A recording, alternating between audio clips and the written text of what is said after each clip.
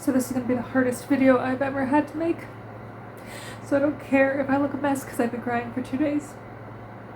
As I posted, I lost my baby. Iris is gone.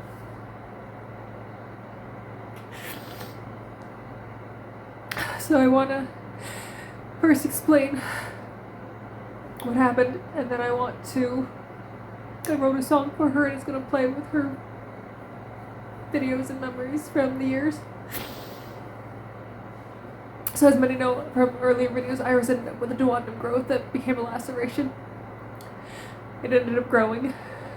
We couldn't do anything about it. And it grew in a way that I barely knew until it was too late. But I tried to keep her comfortable. I hoped it was something else, because she had all these weird symptoms showing up, like dementia and just she didn't want to eat. She was having more trouble. And I got her to start eating. I was giving her like CBD oil, and I was giving her different pain meds. We took her off the Librela because it might have been making it worse. And she stopped sleeping in my bed as much. She would stay in the gym room, and she was tired. Her blood pressure was dropping quicker. But she was still wanting to eat. She still was happy to see me. She still got up to try and follow me. So I was hoping that she would make it longer. But I also knew every morning that I might wake up and she's gone. And I kept telling her it's okay. That she's free to just fall asleep and go to sleep, or just because I didn't want to make the decision for her, because I don't want to be wrong. And then Christmas Eve, she got up very happy. She was happy to see me in the morning. She had energy. By evening, she got tired. I put her on the couch. We shared some eggs together because I wanted her to eat anything she could. So I ate a meal with her. Then I went to bed. 7 a.m. I got up, and she had moved off the couch to the corner next to the game chair that she always sits next to.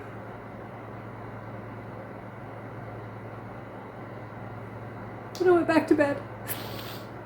And I got up at 9:30 on my day off. This is quite early. Not even 9:30, almost 10, I guess, I don't know. And she was in her bed here, which is also kind of rare because she doesn't sleep in it very much. Facing that way, and here. I was like, do you want to go potty? Because you haven't gone in overnight, you haven't gone outside, the cameras haven't showed me. And she just looked at me and like just didn't want to go. So I was like, okay, well, let's do meds first, and then I'll help you outside. And we give her all her meds, and I hate that the last thing I did to her was forcing medication down her throat, but you have to do what you can to keep them alive when you think they're in pain. But she took the meds, and I told her she's a good girl, and I start walking over across behind the table, and I see her tail shift, and I see that she's urinating on her bed, and she's just staring forward blankly. So I grab my phone, and I'm texting the vet, and I'm saying, she just peed herself.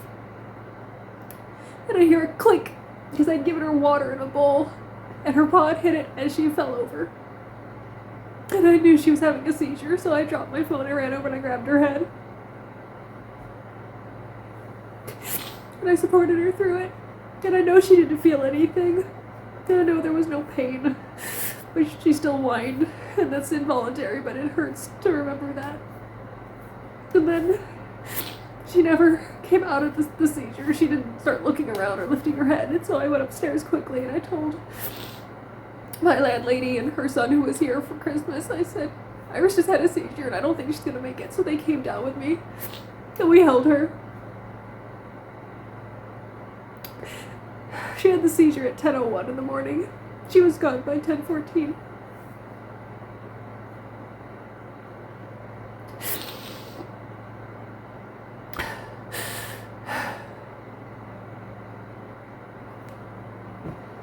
And I just held her for a while, and we pet her and told her how much we loved her. Everybody came down from upstairs. They've only known her for 4 or 5 months, and they all came down and said goodbye and said how special she was. My vet rushed over Thankfully he was nearby, and he missed her by seconds. And I played her song for her that I wrote her. We put her in this blanket. It's washed now, so... But we put her in the blanket, and my vet was willing to take her in his car, and I said, no, she's going in mine. She's going with me in my car in her bed. And I have it there for her. And I took her to the vet down the road, and I pulled him around back, and we took her inside. And he said he'd take it from there. And I said goodbye, and I didn't want to leave though, and I told him I wanted to stay as long as I could, so he said I could, but it's not going to be ceremonious, and I said I don't care. I helped put her in the bag, and it goes in the freezer. I said so as long as I could.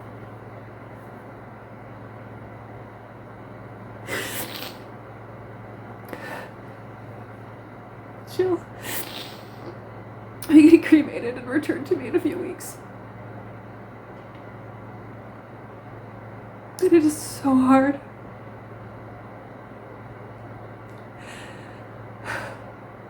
Because my nervous system is looking for her. For every endorphin, every happy thought, every feeling. When I would hear her or see her. And it doesn't know how to respond now that it's not coming back. And I have moments where I calm down and then I'll see one thing or think one thing and I just start crying. And I know this is normal for everybody who loses a pet or a loved one. She shouldn't have had to go through it. She shouldn't have had to get sick. She should have lived longer. She hadn't even grayed yet, and I'm saying that it's just dog who's gray, but her black marks hadn't grayed. I miss her so much. And it's only been a day. I had my first meal without her today because I couldn't eat yesterday. And my brain just, it constantly says, remember to save a little bit of something from that for her. But there's no point. I already put away a lot of her stuff just to keep myself busy. And I'm not putting away the bed and the last toy I bought her. Your blanket. I slept with this last night. It's gonna be different. But the night before she died, I wanted to make her a song. And so I did. And so I know she got to hear it a few times before she died. And originally I thought I'd have to play it when we put her down if I had to go to the vet. And I didn't have to do that. But I had to play it for her after she had already passed.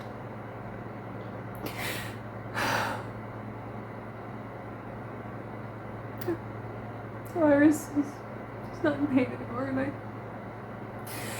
that's the best thing. My heart's breaking. But I want to believe that she's just up there watching and waiting for me now. And I know, sometimes we all say we'd rather they just die in their home.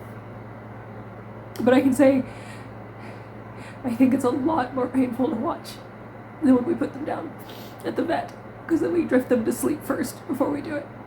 I had to hold her head through what we're just going to call them death jerks. When her brain isn't getting oxygen, when nothing's getting oxygen, the muscles will voluntarily twitch. And I held her hand and I could feel her tongue just in my palm because she couldn't hold it in. She wasn't there. And then she finally just relaxed. And it was done.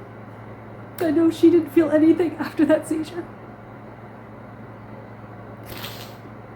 And I told one of my friends, who's an older woman, and I take care of one of her dogs for many years too, and he's still around, but slowing down. And I contacted her, wished her a Merry Christmas, and she asked how Iris was, and I let her know what happened, and she started crying immediately. And she said, "This makes me so mad at God right now." And I said, "I'm trying not to be. I want to believe, I'm not religious, but I want to believe that if there's a higher power." I looked at Iris and said, "There are people there right now. She has support. Are you ready?" And Iris said yes. And Iris took it, and she went with it, and she left. On Christmas of all days. And she waited for me to get up. She waited for me to wake up. She held on.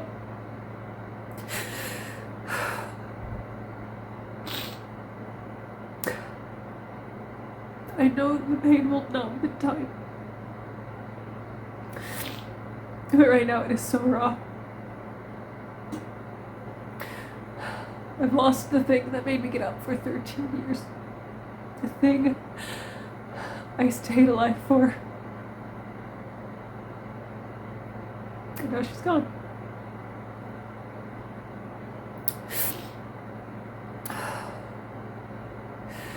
And I'm trying to think of the only positives that there are in this. And the main one being she's not in pain. She's free of her pain. The other, and the only thing I can think of that's going to keep me moving forward is going to be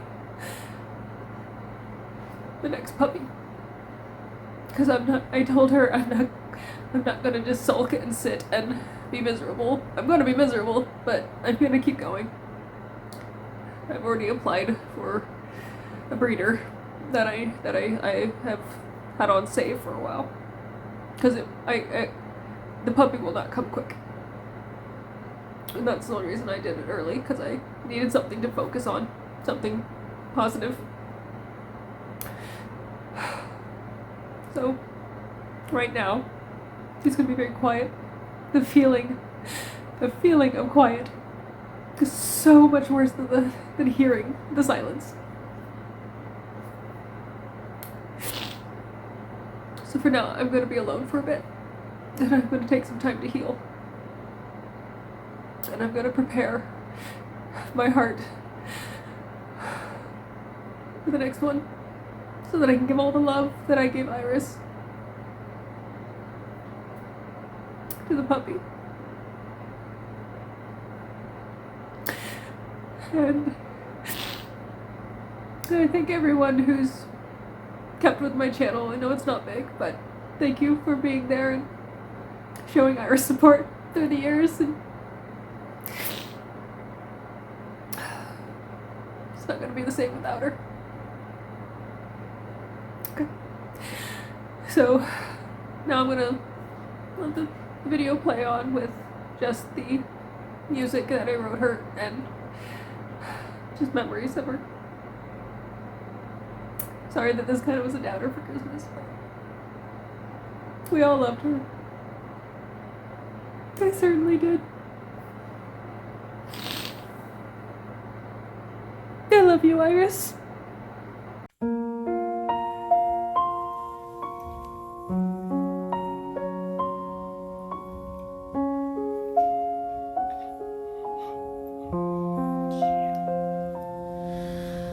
Life is a clock that ticks away. Come the end, we pray that they may stay. Our love is endless, the memories never fade. I beg of you on this day, let her go without pain. Let her go with grace. Let her go with peace. Let her know she was loved. Right. We can't let them live in pain. We can't keep them to stop our own.